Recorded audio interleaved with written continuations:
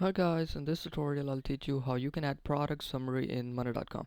So if you have a product and you like to add its summary in monday.com, it is very simple. While you cannot do it by just adding a text column, because if you add a text column and if you write something here, it won't be very efficient and it will be very difficult to read it, as summary can be a bit longer than a normal text or name.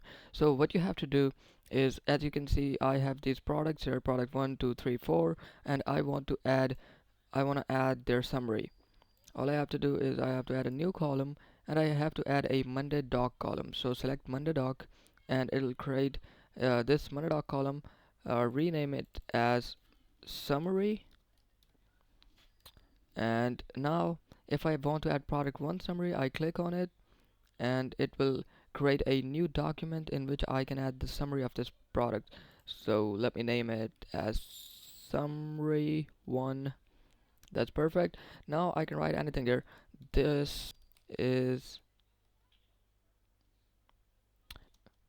me. And you can add all of your summary. You can copy paste it if you have in a spreadsheet or whatever.